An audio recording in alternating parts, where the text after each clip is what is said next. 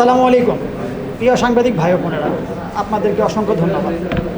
আপনারা জানেন র্যাব প্রতিষ্ঠা লগ্ন থেকে মাদক, উগ্রবাদ দমন, সন্ত্রাস, চাঁদাবাজি, মানব পাচার সহ যে কোনো চাঞ্চল্যকর ঘটনার আসামি গ্রেপ্তার করে আইনের আওতায় আনার জন্য সদা তৎপর থাকে।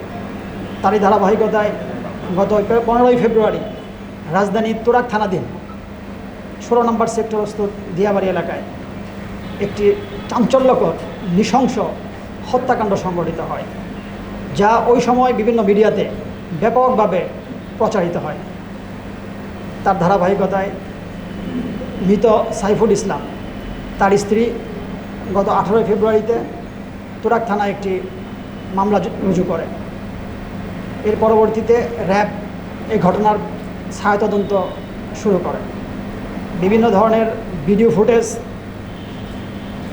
তথ্য প্রযুক্তির সহায়তায় প্রাথমিকভাবে আমরা আসামিদেরকে, অভিযুক্তদেরকে চিহ্নিত করতে সক্ষম হই এবং দীর্ঘ সময় লেগে থেকে গতকালকে একজন আসামি কবির ওরফে স্বপন, তাকে তুরাগ থানা থেকে, এবং আরেকজন আসামি অন্যতম সহযোগী এবং মাস্টার মাইন্ড শহীদুল ইসলামকে ঢাকা জেলার ধামরাই থানাধীন থানা বাস স্ট্যান্ড হইতে গ্রেপ্তার করতে সক্ষম হয়।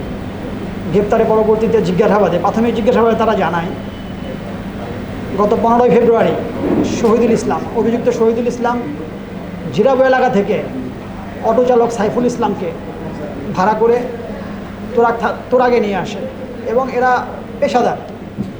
ওই দিন তারা উৎপেতে ছিল যে কাকে তারা টার্গেট করবে।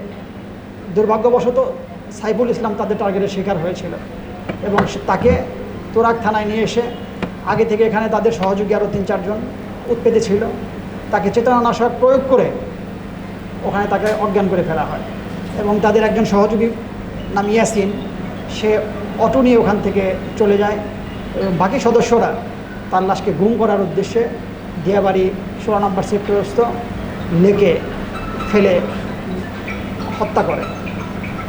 পরবর্তীতে আরও জিজ্ঞাসাবাদে তারা জানায় এই হত্যাকাণ্ডের যে টাকা ভাগ বাটোয়ারা, এখান থেকে 7,000 টাকা শহীদুল ইসলাম গ্রহণ করে এবং আরেকজন অভিযুক্ত কবির স্বপন, সে 4,000 টাকা গ্রহণ করে। আপনাদের অবগতির জন্য বলতেছি যে তাদের বিরুদ্ধে এই একই রকম ঘটনার একাধিক মামলা বিভিন্ন থানায় রুজু আছে। এই ঘটনার সাথে আরও 2-1 জন যারা জড়িত আছে ওদেরকে গ্রেপ্তারের জন্য আমরা কাজ করতেছি এবং বাকি যারা এর সাথে জড়িত আশা করি আমরা দ্রুত গ্রেপ্তার করতে সক্ষম হব। আপনাদের সকলকে ধন্যবাদ।